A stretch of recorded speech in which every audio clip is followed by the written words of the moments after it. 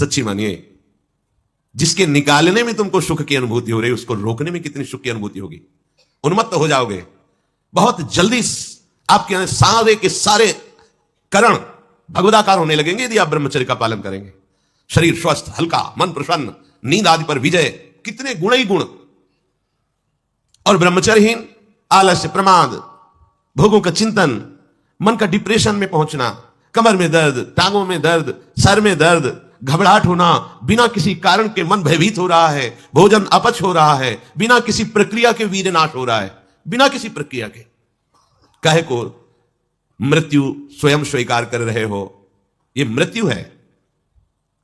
चाहे भगवान दत्तात्रेय जी बोल रहे हो या भगवान कपिल देव जी बोल रहे हो, जब उपासक को संबोधन करते हैं भगवत प्राप्ति के लिए तो कहते हैं कि इस भोग वृत्ति को साक्षात मृत्यु रूप देखो, ये मृत्यु है तुम्हारी। जब शरीर राग त्यागना है तो तुम शरीर से भोग भोगोगे तो आसक्ति शरीर की पुष्ट होगी, आसक्ति भोग सुख की पुष्ट होगी, है नहीं। कितने दिन शरीर रहेगा, कितने दिन भोग रहेंगे। विचारवान बनो, ब्रह्मचर्यम चरंती, ब्रह्मचर्य का पालन करो। उपासक जो ब्रह्मचारी होता है उसका खिला हुआ चेहरा रहता है, जैसे कमल खिला हुआ, बिना किसी कारण के उसकी मुख मुद्रा में प्रसन्नता होती है। जो ब्रह्मचर्यहीन होता है बुझा हुआ चेहरा होता है, तेजहीन, बिना किसी कारण के वो शोकग्रस्त लगता है। बैठा है, आपको लग रहा है शांत है, लेकिन आप चेहरे को देखो, वो एक शोकग्रस्त है, कुमलाया हुआ चेहरा, अशांत चेहरा। मुख प्रसन्न, तन तेज विराजा, यह है ब्रह्मचर्यम चरंती, भगवत आराधन संपन्न उपासक का। जैसे आग में पैर रखते हुए कोई चले तो कैसे चलेगा, ऐसे ही ब्रह्मचारी की पहचान है। इतनी स्फूर्ति उसके अंदर होती, जैसे आग में चलने वाला पूरा पैर नहीं रख पाएगा, अगला कदम रख देगा क्योंकि ताप लग रहा है, ऐसे उसकी स्फूर्ति होती पैरों में। उसकी आंखें एकाग्र रहती है, चंचलता इधर उधर या बार बार झपकना, यह विषयी पुरुष का लक्षण। बार बार पलक झपकना, यह विषयी पुरुष का लक्षण। इधर उधर ताक झांक, चंचलता, ऐसा बैठे तिनका तोड़ रहा है, पैर हिला, यह सब विषयी पुरुष के लक्षण है। यह तो बिल्कुल साधारण स्पष्ट दिखाई देता है आदमी विषयी है या ब्रह्मचारी, एक सेकंड में लक्षण होते हैं। आपको जब भगवत मार्ग का अवसर मिला है तो गृहस्थ हो, संतान हो गई, ब्रह्मचर्य से रहो। नहीं चाहिए संतान तो भ्रूण हत्या, गर्भ हत्या जैसे महापाप करने की क्या जरूरत है। उसी वीर से संतान उत्पन्न होती है जिसको आप नष्ट कर रहे हो, जिसको आप ऐसे पानी में बहा रहे हो, व्यर्थ फेंक रहे हो, तो उसको भ्रूण हत्या का पाप लग रहा है, तो तुमको पुण्य लग रहा है, वीरपात कर रहे हो तुम्हें भी वही हत्या लग रही है, क्योंकि उसमें वही जीवात्मा है जो मां के गर्भ में जाके बालक रूप धारण कर लेती है, उसको तुम नष्ट कर रहे हो। और बुद्धि भ्रष्ट हो गई है, समझ में नहीं आता, व्यर्थ में वीरपात करते हो, व्यर्थ में। तुम्हारा भजन बनेगा, तुम अध्यात्म के योगी बनोगे, मजाक है अध्यात्म का मार्ग। होश में हो जाओ, ये मन के दुलार को बंद करो। जब तक इच्छा ही नहीं भगवत प्राप्ति की तो फिर तुम कैसे भगवत प्राप्ति कर पाओगे। भगवत प्राप्ति की इच्छा कैसे होगी जब तुम्हारी इस तरह से निंदनीय वृत्तियां हैं। इंद्रियों को दुलार कर रहे हो, मन को दुलार कर रहे हो, भगवत प्राप्ति चाहते हो, आचरण नीच और चाहते हो उच्च पदवी। सावधान हो जाओ। यदि क्षंतो ब्रह्मचर्यम चरंत, ब्रह्मचर्य बहुत बहुत आवश्यक है, सबके लिए आवश्यक है, स्त्री पुरुष सबके लिए आवश्यक है। आप उसको केवल भगवत प्राप्ति से ही मत समझिए। अरे जीना है तो ब्रह्मचर्य की आवश्यकता है, स्वस्थता की आवश्यकता है, प्रसन्नता की आवश्यकता नहीं। मरा हुआ जीवन, रोज सुबह शाम निकल रही, रोज जीवन जा रहा है, किस काम का जीवन, गया गई, रात्रि गई, दिन गया, समय जा रहा है। तुम्हारा उद्देश्य क्या है, तुम्हारे हाथ क्या लग रहा है, क्या प्राप्त कर रहे हो। विचार ही नहीं रह गए, विवेक ही नहीं रहे, पशुवत बस ऊपर चमड़ी में सुंदरता का लेप करके और मलमूत्रों के भांड में प्रियता करके पूरा जन्म नष्ट कर देना। कैसी धिक्कारमयी बुद्धि हमारी है। जहां हमें मुक्त होना चाहिए वहां मांग क्या रहे। कोई बिरला ही मुक्त होना चाहता है, वो बिरला वही होता है वीतरागाहा, जिसका राग नष्ट हो गया है, वो वैराग्यवान चाह करता है भगवत प्राप्ति की। जो भगवत प्राप्ति की इच्छा रखता है और ब्रह्मचर्य का पालन करता है, उसकी इंद्रियां शांत हो जाती है। सिद्धांत समझो। खूब भगवत भजन करो, चाहे गृहस्थ हो चाहे विरक्त। संतान उत्पत्ति की आवश्यकता है तो ब्रह्मचर्य नष्ट करो, नहीं तो गृहस्थ में भी ब्रह्मचर्य रहा जा सकता है। हर समय थोड़ी तुम्हारे अंदर विकार रहता है। बहुत सात्विक गृहस्थ हमने दर्शन की, बहुत सात्विक। अब तो ऐसा देखना सुनना बोलना खाना पीना हो गया है कि ब्रह्मचर्य तो एक स्वप्न जैसी बात है, कोई इसे धारण ही नहीं करना चाहता। उसका कुपरिणाम सब भोग रहे हैं, सब भोग रहे हैं। नई अवस्था है, पता नहीं चलता है कि इसका जीवन का क्या उद्देश्य है, जीवन क्या है, समझ में नहीं आ रहा। मतलब कोई बाहरी संसारी हो तो चलो, बेचारे को मार्ग नहीं पता है, रोज सत्संग सुनते हैं, उनको यह पता नहीं कि मेरा उद्देश्य क्या है। अभी तक कैसे कैसे यही समझ में नहीं आता। उद्देश्य क्या है तुम्हारा? भोग उद्देश्य है तो नाटक क्यों कर रहे हो? जाओ मरो जाके भोगों में। अगर योग उद्देश्य है तो फिर चूक क्यों कर रहे हो? आगे बढ़ो। संपूर्ण इंद्रियां शांत हो जाती है उसकी जिसके अंदर भगवत प्राप्ति की इच्छा और ब्रह्मचर्य पालन। शब्द याद करो, ये शास्त्र है। यही तो हम चाहते हैं, इंद्रियां शांत हो जाए। यही चाहते हैं हम, भोग नहीं चाहते हम सब। हमारी इंद्रियों में जब वेग आता है तो हम परेशान हो जाते हैं, ये कैसे शांत होंगी?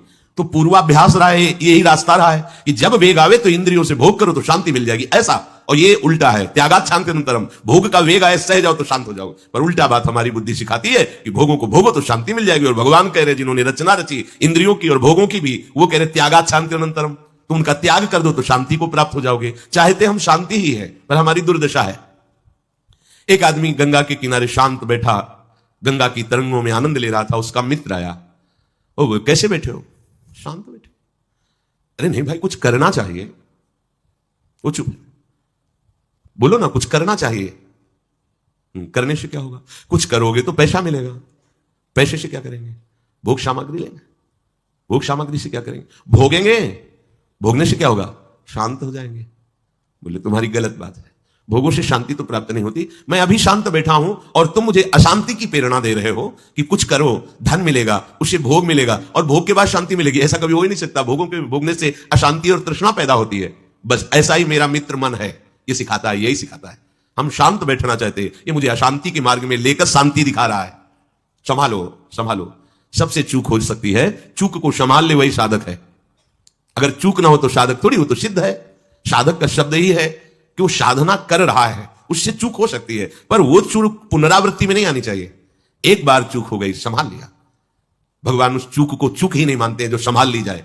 जो बार बार पुनरावृत्ति की जाती है वो अपराध है, वो दंड है, उसको भोगना पड़ेगा। कोई और दंड नहीं देगा। वही क्रिया, वही चेष्टा तुम्हारी तुम्हें जला देगी, तुम्हें अशांत कर देगी। एक क्षण की चेष्टा पूरे जीवन भर के लिए तुम्हें जलन पैदा कर सकती है। पूरे जीवन एक चेष्टा तुम्हें विमुख कर सकती है, पूरा जीवन बर्बाद कर सकती है। तत्ते पदम संग्रहेण प्रवक्षे, ये समस्त साधनों का आखिरी फल है। जब कोई भगवत प्राप्ति की इच्छा करके ब्रह्मचर्य, ये बहुत खास बात है, बैठा लीजिए आप सब। ब्रह्मचर्य की अत्यंत आवश्यकता है। बिना ब्रह्मचर्य के अध्यात्म की चढ़ाई पर नहीं चढ़ सकते हैं। आपको परेशानी इसलिए होती है कि आप उसी का चिंतन करते हैं। चिंतन छोड़ दीजिए, अभ्यास के द्वारा ऐसा चिंतन कीजिए। ऊपर प्रभु ने वर्णन किया, अभ्यास योग युक्तेन चेतसा नान्यगामिना। अपने चित्त को प्रभु के नाम रूप में लगाइए। भोगों का चिंतन ही ना हो तो कोई परेशानी नहीं भोग त्यागने में। भोग त्यागने में इसलिए परेशानी है कि हमारा भोग चिंतन मुझे चैन से नहीं रहने देता। अंदर से देखिए, कोई भी भोग क्रिया होने के पहले उस भोग में तदात्म होता है और चिंतन होता है। क्रिया बाद में होती है, सब कार्य पहले हो जाता है चिंतन के द्वारा। अब चिंतन के द्वारा उससे जो सुखानुभूति हो रही, अब वो क्रिया में सुखानुभूति प्राप्त करना चाहता, वो है नहीं। फिर क्रिया के बाद फिर चिंतन, फिर क्रिया, फिर चिंतन, दुर्गति को प्राप्त हो जाता है। चिंतन बदल गया, फिर क्रियाओं का कोई मात्र ही नहीं रह गया, भोगों का कोई अस्तित्व ही नहीं रह गया। जिसका अखंड चिंतन चलता है, कोई भी विषय उस पर अपना प्रभाव नहीं डाल सकता। सब इंद्रियां शांत हो जाती हैं। अब उससे प्राप्त हुआ जो आखिरी फल है साधना का, भगवान कह रहे ये आखिरी फल है। पदम संग्रहेण प्रवक्षये, वो उस परम पद में प्रवेश कर जाता है। परम पद में अच्छी तरह से उसका प्रवेश हो जाता है, अर्थात फिर कभी नहीं लौटता है। उसे परम पद कहते हैं। सर्वद्वाराणि संयम्य मनोहृदि निरुध्य च मूर्धन्याधायात्मनः प्राण मास्थितो योग धारणम ओमित्येकाक्षरम ब्रह्म व्याहरन् मामनुस्मरन् यह प्रयाति त्यजन् देहम सयाति परमां गतिम। श्री भगवान कह रहे, जब वो ब्रह्मचर्य से भगवत प्राप्ति की इच्छा करके चित्त से निरंतर मेरा चिंतन करता है तो इंद्रियां शांत हो जाती हैं। इंद्रियों के संपूर्ण द्वारों को रोक दिया। आंखें खुली हैं या बंद, केवल नाम दिखाई दे रहा है या मंत्र दिखाई दे रहा है, या मंत्र अधिष्ठात्र देवता श्यामा श्याम दिखाई दे रहे हैं। ये आंख बंद करके ध्यान लगाना कमजोरी है, क्योंकि अभी उसे बाहर कुछ और और अंदर कुछ और। इसलिए जब बाहर भीतर एक बात हो जाती है तो आंख खुली रहे तो भी नहीं दिखाई दे रहा और कुछ, और आंख बंद रहे तो कोई समस्या नहीं। खुली और बंद केवल पलकों का भेद है। अंतर के चिंतन का चिंतनीय तत्व उसकी दृष्टि के सामने होता है। इंद्रियों के संपूर्ण द्वारों को रोक लिया। बड़ा कठिन है, देख लो, बहुत कठिन है। फिर मन को हृदय में निरुद्ध कर दिया। हृदय के सिवा मन जा ही नहीं, कोई वस्तु व्यक्ति स्थान का कोई चिंतन नहीं। मन अमना, प्राणों को सूक्ष्म करके मस्तक पर चढ़ा लिया, इसे योग धारणा कहते हैं। और फिर इस समय ओ, ये भगवान का नाम है ओम, ये ब्रह्म स्वरूप है। इसी से वेदों का प्रादुर्भाव हुआ है। वेदों का जनक है प्रणव ओम, आ उमा, इन्हीं से वेदों का प्रादुर्भाव हुआ है। बड़ी महिमा है ओम की। उद्गीत, एक अक्षर ब्रह्म का मानसिक चिंतन करते हुए, माम अनुस्मर, मेरा स्मरण करते हुए वो जब शरीर छोड़ता है तो सीधे परम गति को प्राप्त होता है। आप घबरा जाएंगे? नहीं घबरा जाएंगे ना ये बात सुन के? समस्त इंद्रियों को रोककर, मन को हृदय में निरुद्ध करके, प्राणों को इतना सूक्ष्म कर लिया है कि ब्रह्मरंध्र में स्थापित कर दिया, और ओम उच्चारण करते हुए ब्रह्मरंध्र फटा, परम गति को प्राप्त हुआ। ये है शुद्ध परम योगी की गति। इसलिए महाप्रभु हरिवंश चंद्र जो बिल्कुल सरल बात कह रहे हैं, और उसके साथ साक्षी भी दे रहे हैं कि ये मैं ही नहीं कह रहा हूं, ये बड़े बड़े महापुरुष कह रहे हैं। आरती मदन गोपाल की कीजिए, देव ऋषि व्यास सुखदास सब कहत निज, क्यों न बिनु कष्ट, क्यों न बिनु कष्ट रस सिंधु को पीजिए। आरती मदन गोपाल की कीजिए, आरती मदन गोपाल की कीजिए। हरिवंश महाप्रभु के बड़ा एक कष्ट का मार्ग है, चूक हो गई तो परमगति नहीं मिलेगी, लेकिन हम तुम्हें हंसते खेलते परमगति का मार्ग बता रहे हैं। हित सजनी जो परम कृपाल है, मदन गोपाल को अपने घर का ठाकुर मान लो। पद्मासन लगा के, प्राणों को सूक्ष्म करके, इंद्रियों को निर्विषय करके, मनोनिग्रह करके, प्रणों का चिंतन करते हुए, योग बल से प्राणों को मस्तक पर धारण करके, ब्रह्मरंध्र का भेदन करके परम गति को, वो परम गति बहुत हल्की होगी जो यहां मिलेगा। इस परम गति को प्राप्त महापुरुष भी महारानी जी के निकुंज में झांक भी नहीं सकते, नहीं झांक सकते। बहुत दुर्लभ रस है ये। क्या करो? बिल्कुल, क्यों न बिन कष्ट रस सिंधु को पीजिए। परम गति यही तो है लालजू महाराज, और कौन है? यही परम पद है। वो मेरे में प्रवेश पा जाता है, एकत्व भाव से भगवान में लीन हो गया। जैसे जल की तरंग समुद्र में लीन हो गई, ऐसे वो लीन हो गया। यहां का लीन होना अलग है। बहुत जल्दी आपको बिना किसी कष्ट के परम लाभ मिल जाएगा। ठाकुर सेवा विराजमान कर लो। मदन गोपाल, लाडले लालजू, राधा नाम या राधा वल्लभ रूप, प्रियालाल, जो भी भाव जैसे बन पाए, ठाकुर सेवा विराजमान कर लो। इनकी दासता से परम गति तुम्हारे पीछे पड़ी रहेगी। स्वीकार कर लो, स्वीकार कर लो। हम नहीं कह रहे, तस्मात् शास्त्रम प्रमाणम दीयमानम न ग्रहणन्ति बिना मत सेवनम जनाहा। जो सारूप शामी प्रसारिष्ट एकत्ववाद मोक्ष परम गति है, वो भगवान देते तो मना कर देते, हमें नहीं चाहिए, बस हमें आपकी सेवा चाहिए। बिना मत सेवनम जनाहा, आपकी सेवा छूट जाए ऐसा मुझे मोक्ष आदि नहीं चाहिए, परम गति नहीं चाहिए। महाप्रभु कह रहे क्यों कष्ट में कदम रख रहे हो? आओ, बिल्कुल सहज सरलता से परम गति तुम्हारे पीछे पड़ी रहेगी और रस सिंधु का तुम पान करोगे। क्या? इन ठाकुर का श्रृंगार करो। बहुत रिजवार है, इनको आपका भाव चाहिए। जैसे भी आप हो, कोई शर्त नहीं है कि ये चीज होनी ही चाहिए, नहीं। देखो, बाजरे की रोटी और नमक, धन्ना जाट, कुछ नहीं है, दूसरी वस्तु नहीं है ही नहीं घर में। और ठाकुर साथ खेला कि नहीं खेला? आज तक वर्णन किसी भोग का ठाकुर जी ने नहीं किया। वाह वाह, सुदामा के तंदुल पाके बोल पड़े वाह, आज जो तृप्ति मिली वो कही। सबरी के बेर पाकर के ठाकुर जी को तृप्ति हुई। तो अगर 56 भोग से तृप्ति होती तो फिर बात अलग थी कि हम गरीब कैसे भोग लगा पाएंगे। लेकिन हमारे ठाकुर को आपका भाव चाहिए। गर्व है कि मैं 56 भोग लगाता हूं, ठाकुर ने देखा भी नहीं, दृष्टि भोग भी नहीं लगाया, क्योंकि गर्व रूपी दूषित वस्तु उसमें पड़ी है और भाव रूपी परम स्वादिष्ट वस्तु पड़ी है। तो बाजरे की रोटी को रोकना पड़ा धन्ना जाट को कि तू 3 दिन हो गए पूरी रोटी खा लेगा तो मैं भूखा रह जाऊंगा, आधी तुम पाओ आधी हम पाएंगे। नव किशोर ठाकुर जी, नई अवस्था, धन्ना जाट खेल रहे ठाकुर भाव। महाप्रभु कह रहे हैं मदन गोपाल का श्रृंगार करो, उनकी आरती उतारो। देव ऋषि नारद, शुकाचार्य, भगवान व्यासदेव जी, आज बड़े बड़े महापुरुष कह रहे हैं यदि मदन गोपाल ठाकुर की सेवा की तो बिना कष्ट के परम गति, परम सुख तुम्हें वरण कर लेगा। बिना कष्ट के तुम परम सुख सिंधु में डूब जाओगे, विश्वास करो। हरिवंश महाप्रभु कह रहे हैं अगर करी धूप कुमकुम मलय रंजित, नौबर्तिका घृत सो पूरी राखो, कुसुम कृत माल नंदलाल के भाल पर, तिलक करी प्रगट यश क्यों न भाखो। भोग प्रभु योग भरी थार धरि कृष्ण पे, मुदित भुज दंडवर चमर ढारो। आचमन पान हित मिलत कर्पूर जल, सुभग मुखवास कुलता पिजारो। शंख दुंदुभि पणवो घंट कल वेणुरो, झल्लरी सहित सुर सप्त नाचो। मनुज तन पाई यह दाय ब्रजराज भज, सुखद हरिवंश प्रभु क्यों न याचो। मनुज तन पाए यह दाय ब्रजराज भज, सुखद हरिवंश प्रभु क्यों न याचो। आरती मदन गोपाल की कीजिए, आरती मदन गोपाल की कीजिए।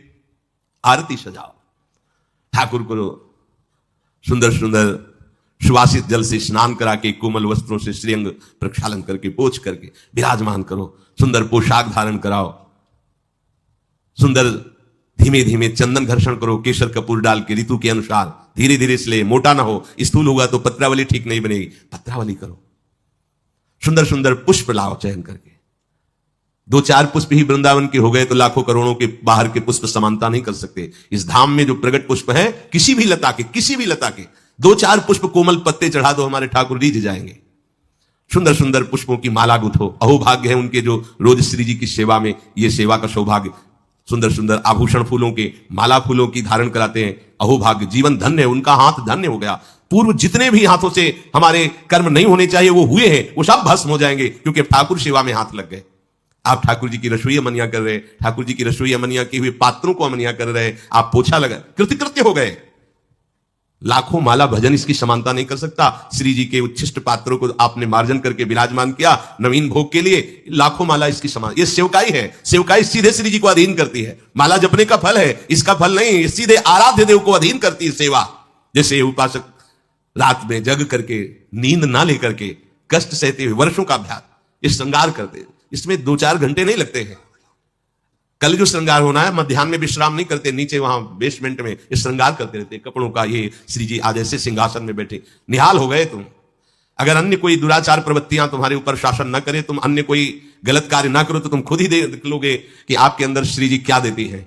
जो बड़े बड़े योगियों के लिए दुर्लभ है, वो प्रीति आ जाएगी। लाडली जी के लिए रोना जाएगा, कभी श्रृंगार करते करते आंसुओं की झड़ी लग जाएगी। ऐसा होता है, ऐसा होता है। जब हमारे अंदर भाव बहुत है और सामग्री नहीं है, तब वो दैन्यता भरी सेवा होती, पूछो मत। जब कुछ नहीं था, थोड़ी मिश्री केवल, और भाव में कढ़ी चावल और फुल्का, ऐसे सब, तो आंसू चल रहे कि लाडली मुझ दीनहीन गरीब की क्या है, आपके द्वारा दी हुई मिश्री केवल है। सामने रख के ऐसा सुख मिलता, तो ये कैसे। बिहारी जी के सामने से 4 डलियों से फूल मांग लिए, 1-1, 2-2 ऐसे फूल दे दिए, श्री जी के लिए फूल दे दिए, तो दे देते थे माली जन। आके जब उनकी पंखुड़ी करके शयन के ऐसी छोटी सी गादी लगाते और श्री जी को विराजमान करके ऐसे चल, कैसे वो सुख तुम्हें कैसे वर्णन करें। बड़े बड़े योग सिद्धांत भी जहां प्रवेश नहीं पाते, वो ये बात है। जोग कुजोग ज्ञान अज्ञानू, जहां नहीं राम प्रेम प्रधान, सो सब धर्म कर्म जर जाऊ, जहां राम पद पंकज भाऊ। ये आखिरी स्थिति है प्रेम की। महाप्रभु कह रहे, इस बात के सुखदेव जी, भगवान व्यास देव जी, देवर्षि नारद साक्षी है कि जो मैं बात कह रहा हूं कि बिना कष्ट के तुम्हें रस सिंधु की प्राप्ति होगी। तुम आरती करो मदन गोपाल की, उनको श्रृंगारित करो। आरती में जो धूप होती है, अगर बड़ी सुगंधित होती है। अब तो सब बदल रहा है पैसे के कारण, अन्य अन्य मिलावट की धूप, जरा सी धूप की सुगंध, पूरा वातावरण सात्विक। अपने यहां पहले धूप आरती होती है, बड़ा दुलार भरी सेवा है श्री जी की। फिर इसके बाद जो बत्ती की नोक होती है, उसमें चंदन लगाया जाता है, सूखा चंदन, पिसा हुआ सूखा, ऊपर से केसर। तो वो हल्का सा केसर पर लिए हुए चंदन, क्योंकि जो भी हम प्रज्वलित करेंगे तो पहले धुआं ना निकले, सुगंध निकले। इसीलिए महाप्रभु कह रहे हैं कि कुमकुम मलय रंजित वर्तिका, 9 वर्तिका जिसमें चंदन बुरा ऐसे, क्योंकि घी लगा होता है वो चिपक जाएगा, फिर केसर पिसी हुई ऐसे, तो जे भी हम अग्नि प्रज्वलित करेंगे तो धुआं नहीं निकलेगा, उससे चंदन की सौरभ, ये भाव की चीज है। बोले मलय कुमकुम मलय रंजित नव बर्तिका, कैसी घृतसो पूरी राव, घी से सनी हुई पूरी, कुसुम कृत माल नंदलाल के भाल पर तिलक करी प्रगट यश के अहो भाग्य। आप चंदन घिसे श्री जी के लिए, फिर उससे आप श्री जी को तिलक रचना कर रहे, पत्रावली लगा रहे, अहो भाग्य। ये बड़े भाग्य से सेवा का सौभाग्य मिलता है। पूज्य पादुड़िया बाबा, भजन करना भी बहुत कठिन बात है, लेकिन भजन किया जा सकता है, पर सेवा करना बहुत कठिन है, क्योंकि सेवा में सुख की चाह का नाश होता है। सेवक सुख चाह मान भिखारी, व्यसनी धन शुभ गति में विचारी, ये तो मूर्खता है। सेवक सुख की चाह करे नहीं, सेवक सुख देने की चाह रखता है। भिक्षुक मान त्यागी होता है, बैरागी मान त्यागी होता है। सुंदर सुंदर फूलों की माला प्रभु के गले में धारण करवावे, सुंदर तिलक रचना करे। तिलक रचना और माला धारण करवाते समय यश क्यों ना भागे। जैसे आप श्री जी का श्रृंगार कर रहे हो तो आपको गुनगुनाना चाहिए अंदर, ब्रजनव तरुणी कदम्ब मुकुट मणि श्यामा आजू बनी, नख शिखलो अंग अंग माधुरी मोहे श्याम धनी। ब्रजनव तरुणी कदम्ब मुकुट मणि श्यामा आजू बनी। पत्रावली यो राजत कवरी गुंथित कच कनक कंज बदनी, चिकुर चंद्रिकन बीच अर्ध बिदु मानो ग्रसित पनी। या आवत श्री वृषभानु दुलारी, पूरे पद में प्रथम बटी मत जन कर सज्जित नीलवर, श्रृंगार के पदों का क्यों गायन नहीं कर रहे आचार्य चरण कह रहे। जब आप श्रृंगार कर रहे हैं श्री जी का तो पद गुनगुनाना चाहिए। श्रृंगार के बनी वृषभानु नंदिनी आज भूषण बसन, विविध पहिरे तन पिय मोहन हित साज, बहुत से श्रृंगार के पद है, गुनगुनाना चाहिए। तिलक करी प्रगट यश क्यों ना भागो, क्यों नहीं तुम गायन करते। अब आप तिलक रचना कर रहे हो, बातें प्रपंच की सोच रहे हो या कर रहे हो, ठीक बात नहीं है। अभी तिलक रचना ठीक नहीं हुई। जिनकी तिलक रचना कर रहे हो उनके यश का, उनकी सुंदरता का गायन करते हुए फिर कह रहे हैं महाप्रभु, इसके पश्चात भोग प्रभु योग भरी थार धरी कृष्ण पे। जब हमने श्रृंगार किया, आरती तैयार करके विराजमान कर दी। सेवा में एक क्षण का भी विलंब नहीं होना चाहिए। आपको पता है धूप के बाद श्रृंगार आरती होगी तो धूप होते होते श्रृंगार आरती प्रज्वलित हो जानी चाहिए। धूप की जेव ही पदावली संपन्न होने जा रही श्रृंगार आरती ऊपर, इसके लिए देखना पड़े तो सेवा में प्रमाद माना जाता है। सेवा में स्वामी की सेवा की आवश्यकता के पहले सेवक सेवा सौंध लिए खड़ा है। ये नहीं आरती कहां है, आरती, अरे आरती तैयार करो, ये प्रमाद स्थिति है। इसलिए सबसे पहले प्रभु ने कहा है आरती तैयार कर ली, श्रृंगार किए हुए प्रभु को तिलक लगाए, माला पहनाए, अब भोग लगा। आरती तैयार है पहले से, जैसे उस दिन त्रुटि नहीं, ये विलंब नहीं, सेवा में प्रमाद नहीं। स्वामी जी के मन में बाद में आता है सखियां पहले सेवा सौंधी करती थी, आज ऐसा होगा, पहले ही पता है उनको, तो आपको तो पता है ना, पहले धूप के बाद श्रृंगार आरती। अब भोग, भोग प्रभु योग भरी थार धरी कृष्ण पे। योग में दो भाव होते हैं, एक होता है प्रभु के योग्य भोग, ऐसा नहीं कि तुम अपनी मनमानी की प्याज लहसुन छोके प्रभु का ही सब बनाया हुआ है, सब मूर्खता नहीं। फिर प्रभु के बनाए हुए और भी कुछ हैं जो तुम नहीं भोग पाओगे, दंड विधान, नरक, रोग नहीं भोग पाओगे। भोग प्रभु के योग्य लगाओ, जो हमारे प्रभु नहीं पा सकते वो हम नहीं पा सकते, इसलिए प्रभु के योग्य भोग लगाओ। शास्त्र सम्मत, संत जन सम्मत, जो प्रभु को भोग लगाने योग्य पदार्थ है वही भोग लगाना चाहिए। बहुत उद्दंडता सेवा में नहीं होते। प्राय प्रभु ने ही तो बनाया, प्याज लहसुन हम उसको भोग लगा देते हैं तो क्या है, उन्होंने ही तो बनाया है। हाँ, उन्होंने नरक भी बनाया है, तो आपको घुमा देंगे तो क्या परेशानी होगी, आपको थोड़ी देर रख लेंगे नरक तो आपको कोई परेशानी, फिर परेशानी ही परेशानी है। कैंसर भी प्रभु ने बनाया है, किडनी फेल भी प्रभु ने बनाया है, हार्ट, बड़ी समस्याएं, तो समस्याएं भी तो प्रभु ने बनाया है। होश में भोग प्रभु योग भरी, प्रभु के योग्य जो पदार्थ है वो थाल में रखो। दूसरा आध्यात्मिक आंतरिक भाव, योग कहते हैं अपनेपन का, इतना अपनापन हो कि मेरे लाडले हैं। अब कैसे, जैसे मां अपने बच्चे को जो भोग पवाती है तो क्या अच्छी से अच्छी वस्तु पवाती है। कोई चाह होती है क्या, चाह एक ही होती है भरपेट बच्चा पाले, पूरा दूध खाली करो, खाली करो, नहीं खाली करोगे ना बाजार नहीं लिवा जाएंगे, तुम्हारे लिए वो चीज नहीं लाएंगे। फिर अगर नहीं खा, थप्पड़ मारो पूरा, वो रोष प्रकट कर रही काय के लिए, पूरा खाली करो दूध, अभी तो इतना कम पिया है। और उसकी भाव दशा को देखो कितना प्यार भरा है, क्यों, अपनापन है ना, मेरा लाला है तो मेरे लाडली लाल है, मेरे लाल, अपनापन, इतना गाढ़ अपनापन कि कहीं अपनापन रह न जाए, ये प्रभु को भोग लगाना होगा। अगर इस अपनेपन में भर करके आप एक नमक से चुपर कर रोटी भी रख देंगे तो हमारे प्रभु उसे छोड़ेंगे नहीं, पाएंगे। अपनापन प्रभु से नहीं है तो दुर्योधन ने भी व्यवस्था की थी भगवान की, देखा भी नहीं, अपनापन है विदुरानी को, मेरे प्रभु तो छिलका वाह वाह करके पा रहे हैं। वाह कितना स्वाद है इसमें, केले में नहीं छिलके में। यह भोग लग रहा है काहे का? योग भरी, युक्त होकर, प्रभु में तदात्म होकर, प्रभु के प्रेम में डूबी विदुरानी। केले का छिलका दे रही, होश भी नहीं है, तो महाराज को भी, सर्वज्ञ प्रभु को भी होश नहीं। वो ये नहीं बोले कि अरे सुनो सुनो छिलका फेंको, ये गुदा में लाओ ना केला, ऐसा नहीं। वो भी मस्ती से विदुर जी पधारते हैं। अरे पगली ये क्या कह रही? प्रभु को छिलका छीन के गुदा दिया। प्रभु की आंख खुली, जैसे वो डूबी थी ऐसे प्रभु डूबे थे। वो पवाने में डूबी थी, प्रभु पाले में डूबे थे। आंख खुली, बेस्वाद हो गए विदुर जी। अब वो स्वाद नहीं रहा, क्योंकि तुम्हारी बुद्धि लग रही है, वहां बुद्धि ही नहीं रही। ऐसा योग हो गया है कि भोग चक्र लग रहा है। यह है वास्तविक भोग। दो प्रकार का भाव इसमें, कि प्रभु के योग्य ही भोग थार पे विराजमान करे, और दूसरी बात प्रभु से इतना अपनापन हो जाए कि अपनेपन में आप थोड़ा सा जल भी देंगे तो अमृत जैसा प्रभु से पान करेंगे। प्रभु योग भरी थार धरी कृष्ण पे अब सुंदर भोग लगाया। आचमन पान हित मिलत कर्पूर जल, सुवासित सुगंधित। ऋतु के अनुसार, सर्दी है हल्का सा गुनगुना जल, गर्मी का समय है शीतल जल, थोड़ा कपूर मिश्रित, थोड़ी इलायची डाले, सुगंधित सुवासित। जितना भाव करोगे ना। अच्छा आपके पास कुछ नहीं तो भाव के में क्या जाता है? अमुक अमुक पदार्थ डाल दिए, बड़ा सुवासित बड़ा सुगंधित जल। अब आचमन करा रहे हैं, प्रभु स्वीकार कर रहे हैं। वस्तु भोक्ता प्रभु तब होते हैं जब आपके अंदर भाव हो। तो पहले भाव होगा फिर वस्तु। अगर भाव नहीं तो वस्तु भोक्ता प्रभु नहीं होते, ध्यान रखना। वस्तु वापस तुम्हें मिलती है ना, तो ऐसा नहीं कि भोग नहीं लगा, पक्का प्रत्येक कण कण का भोग लगना, क्योंकि आपका भाव उसमें मिला। भाव प्रभु ने पा लिया और उच्छिष्ट वस्तु आपको दे दी। अब जब आप पाओगे तो वही उच्छिष्ट प्रसन्नता प्रदान करेगा। प्रसादे सर्व दुखा नाम हानि रस्यों पर जाते, समस्त हानि, वह अखंड प्रसन्न, इसी प्रसन्नता में भगवत प्रेम स्फुरित होता है। आचमन कराया सुगंधित जल से, फिर सुभग मुखवास।